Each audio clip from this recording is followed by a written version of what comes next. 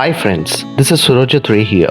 In this video, I shall be sharing some very interesting information around the origin of idol worship in Sanatan Dharma or Hinduism. You'll be surprised to note that Sanatan Dharma or Hinduism was never supposed to propagate idol worship by construct. Idol worship came to be recognized in Hinduism owing to certain peculiar circumstances.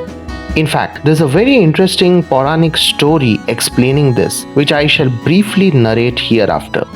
As you may be aware, Brahman or Parabrahman is considered as the supreme lordship in Hinduism. He sits at the highest pedestal of divinity and holds the pivotal position of godhood in Hinduism. Brahman or Parabrahman is an ocean of a topic in itself. To know more about him, you can go through the video of my YouTube channel specifically covering the topic of Brahman and his greatness. The link to this particular video is provided in the description box below. The name of my YouTube channel is Karma Cosmos Talks. Brahman is believed to have given birth to the trinity force of Brahma, Vishnu and Mahesh. Mahesh is popularly known as Shiva. Brahman gave Brahma the duty of creation. Further, Vishnu was given the duty of preserving and sustaining what Brahma creates, and Mahesh or Shiva was supposed to be the balancer. So Mahesh or Shiva can create when he wants to, and he can also destroy when he so desires. The Trinity force was created by Brahman so that Brahma, Vishnu and Mahesh could serve Brahman. Brahman is believed to be shapeless, formless and is seen as a beam of light. The various avatars that we know of, the local gods and goddesses such as Kul Devis, Kul Devtas, Gram Devis and Gram Devtas, or the various Sadgurus we know of, they are all creations, manifestations or incarnations of the Trinity force. So the matrix is a pretty simple one, with Brahman at the top, the Trinity force coming in next and the whole stream of godhood coming in thereafter. I'm not discussing hierarchies in Hindu gods here, since that will digress us from the core topic. Now, the Trinity force has been bestowed with a life of 100 years by Brahman. These 100 years are very different from 100 years on earth. Time moves at a very slow pace in the zone of the Trinity force. One day in the life of the Trinity force is worth 4.32 billion years on earth. So the fact that time is an illusion has been known right since the Puranic times. Quantum physicists did their studies to arrive at this conclusion much later. Brahman has instructed Brahma that every day in his life, Brahma will have to create something new. Vishnu will then sustain that creation of Brahma all through the day. Mahesh or Shiva will act as the balancer where necessary. Further, as soon as the day ends, Brahma will have to destroy what he created in the morning. So, all through his life of 100 years, every morning Brahma will create something new and the same shall be destroyed by him at day end. The night then shall be a period of lull, a period when nothing exists. Again, next day morning, Brahma shall create something new. The cycle has been going on and on. The current universe that we are living in, and which is also known as Brahmand or the creation of Brahma, was created this morning by Brahma. By morning, I meant the morning of Brahma's life and not ours, which is of course much more fast-paced than Brahma's life. Once today's day ends for Brahma, he shall destroy this current universe. That explains how minuscule we are in terms of our existence. We are living in a temporary universe created by Brahma, which shall last only for a day of his life, albeit that one day is worth 4.32 billion years on earth. Science very well recognizes that the universe that we live in is not the first universe to exist. There have been many universes before this one, and there shall be many more after this one. The Purans have already explained this concept thousands of years back, much before scientists could conclusively prove it.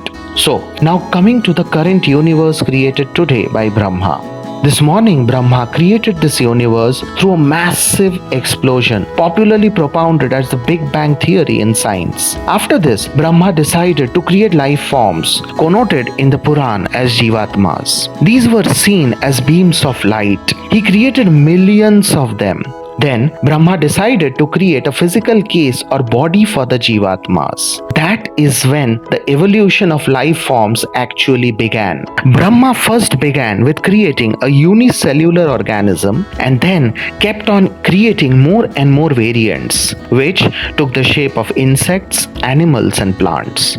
Finally, in the evolution process, Brahma reached a stage where he created man, popularly known as Homo sapiens sapien in biology. This whole evolution process from a unicellular organism to man or Homo sapiens sapien took Brahma a few minutes. A few minutes of Brahma were worth millions of years on Earth. That explains Darwin's theory of evolution and why evolution as such took millions of years to fructify on Earth. Now, Brahma decided that he would put the Jivatmas into these physical bodies and send them to a suitable place in the universe. Amongst the Trinity Force, it was universally decided that this place would be Earth.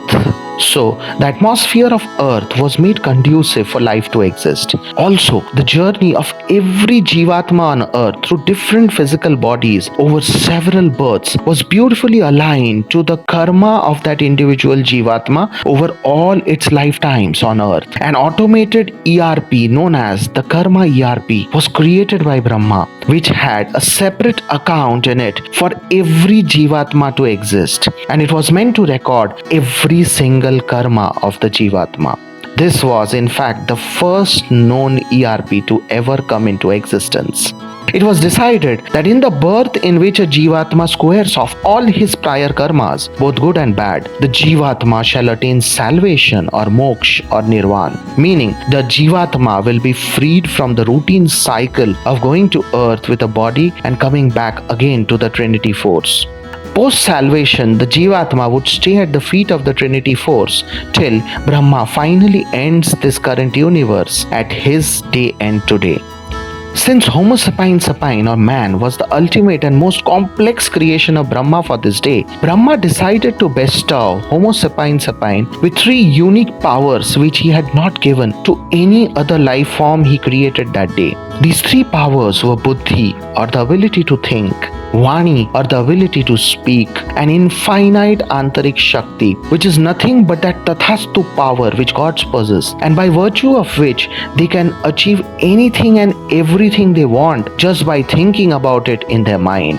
The reason Brahma wanted to give these powers to Homo sapiens sapien or humans was because a Jivatma would be given birth in human form only when the Jivatma was very close to attaining salvation. Hence, by gifting these three powers to the human body, Brahma wanted to help the Jivatma understand karma correctly in that particular birth in which it attained the human body, so that the Jivatma could then build good karma in that birth and quickly attain salvation.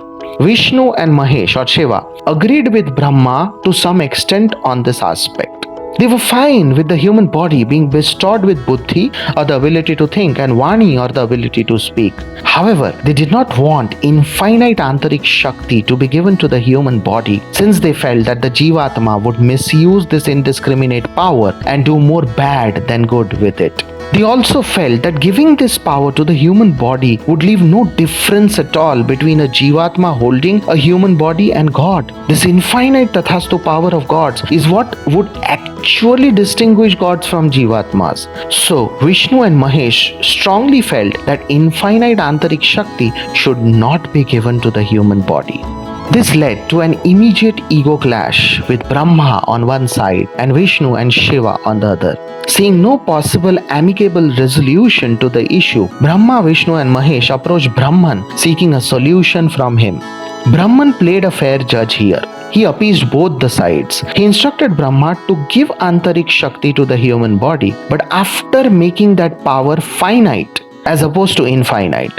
So, as per Brahman's diktat, gods would possess infinite Antarik Shakti by virtue of which they could do anything and everything by using their thoughts. But when this power went into a human body and a Jivatma were to use it, the Jivatma would be able to use this power to attain only those things which were karmically destined in the life of that Jivatma in that birth.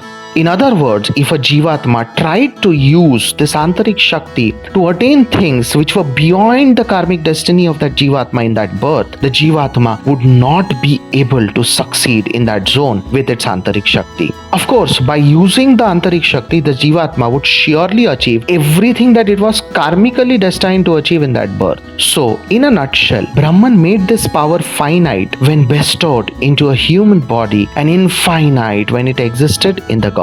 This power came to be connoted as Antarik Shakti or inner self or willpower or positive thinking. The Bhagavad Gita and the Purans recognize this power as the Paramatma or super soul which parallelly coexists with the Jivatma or the atomic soul in a human body. This Paramatma is nothing but a fractional element of Brahman which exists in the human body, since it is Brahman who has created and bestowed this divine Tathastu power or Antarik Shakti to the Trinity force, and then through their medium passed it on to all the other divine entities. Coming back to the story, Brahma, Vishnu and Mahesh were thrilled with the solution put forth by Brahman. Brahman also heaved a sigh of relief at having wriggled himself out of a difficult situation. Brahma did as he was instructed by Brahman. He bestowed every human body with buddhi, Vani and a finite amount of Antarik Shakti, and with time, Jivatmas who were close to attaining salvation started taking birth on earth in human form. A few thousand years passed by on earth like this. Brahma, Vishnu and Mahesh were now faced with a different kind of a challenge. They realized that all Jivatmas who were taking birth in human form were freely using their buddhi and vani, but none of them was using the finite Antarik Shakti which was placed in their body alongside their Jivatma. The main problem here was that none of the Jivatmas were aware that such a power existed within them.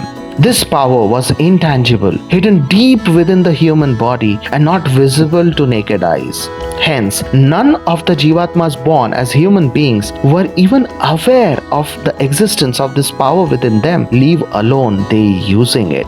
In fact, using this power was very simple. The Jivatma just needed to have faith in oneself and believe that it had the power within it to achieve everything that it had set out for, provided the same was within its karmic destiny in that particular birth. However, since this power of Antarik Shakti or the Paramatma within was intangible, invisible, subjective and had its limitations, meaning it could not give the Jivatma more than what it was karmically destined to achieve in that birth, none of the Jivatmas born in human form were using this power. They were all completely oblivious of the existence of this power.